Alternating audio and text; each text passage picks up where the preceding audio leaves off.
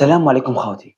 قصة اليوم ماشي كاع كيما القصص. هذه الحكاية بعثها لي واحد اسمه كمال. كمال قعد عامين عند طبيب نفسي باش يحكينا واش شاف، واليوم قرر يشارك قصته معانا. كمال كان يحسب بلي الارض ترفد الاحياء، بصح كاين بلايص الارض حاقدة على كل واحد يمشي فيها. كمال ولد دار قديمة على جدار كبيرة مبنية بالحجر القديم، وهذه الدار كانت في ولاية جلفة وبعيدة على المنطقة ب2 كيلومتر. كمال كان محتاج دراهم، قال نقيها نصورها نعرضها للبيع. وصل تما مع المغرب، الجو كان ثقيل والجر اللي كان تما كانوا يابسين ترموا اللي كانوا قدم، ومع الريح دارت صوت صفير. فتح الباب بالمفتاح، كي حط رجله حس ببرد قارس، ومع العلم ان كنا في شهر اغسطس يعني شهر اوت في الصيف. دخل الدار شحال شمعة، وهنا بدات اول حاجة غريبة.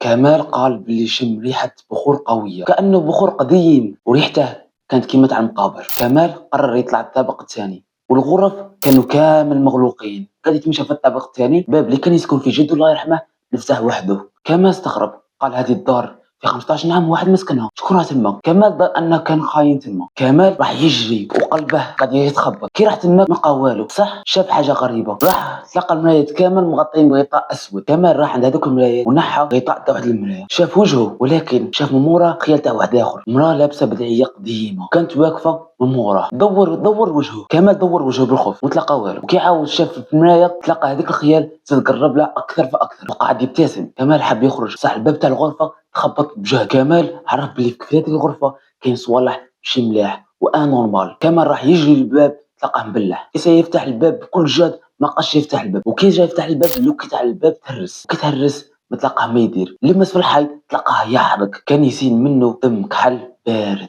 وفجأة سمع صوت تحت كرعيه. هي ما قلت لكمش ان الارضيه كان تما كان خشب. كمال كي سمعت صوت تحت كرعيه وكان صوت تخرخيش، صوت بدا يسمع كمال من الارض تا وصل حتى للفوق حتى السقف. كمال فات شمعة وشاف السقف الفوق، شاف 10 يدين تاع ولاد صغار، وكانوا اليدين يشروا عليه ويقولوا بصوت واحد يشبه البنعوده يشبه البنعوده. باش تعرفوا اعزائي المشاهدين ان بنعوده هو جده، وقعد يقولوا بصوت واحد جيت بدي حقك جيت بدي حقك، حقنا وراه. كمال كي شاف هذيك اللحظه قد عقله ما قدرش يستحمل، بدا يخبط راسه مع الحيط ويخبط في الباب وما نجمش كاع يستحمل وما نجمش لهذاك المظهر. اي كمال واحد المرايه تماك كسرت ال1000 قطعه كما يقول كمال، كسرت القطع كثيره صغيره وخرج منها صوت قوي جدا.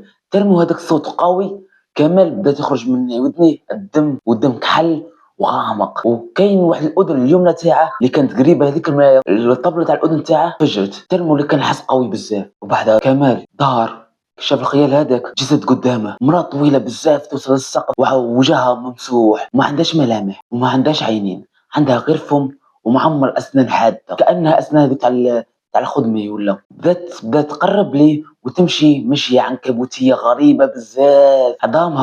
عظامها كانوا يطرطقوا في كل خطوه. راح نقول لك هذه الدار تاعنا. كمال هبل مقام ما يدير، كمال اسيا يهرب ما تلاقاش. هي قاعد يشوف في الغرفه تلاقى تاقه، خرج من هذيك التاقه، حل التاقه وقص روحها منها، قص روحها من الطابق الثاني يعني، طاح على الرمله كرعيه تكسرت. اي كمال ما ما يدير، ما بقاش يمشي، ما بقاش يجري. واحد الاذن تاع الطبله تاعها تردت، واذن الاخرى تسيل منها الدم، وهو معمر جراح وكدمات. كمال قاعد يسحب وما بغاش يحبس، وهو يسمع الضحكه تاعها. كنت هذيك المراه كانت تضحك وكمال كان يسحب حتى فقد الوعي.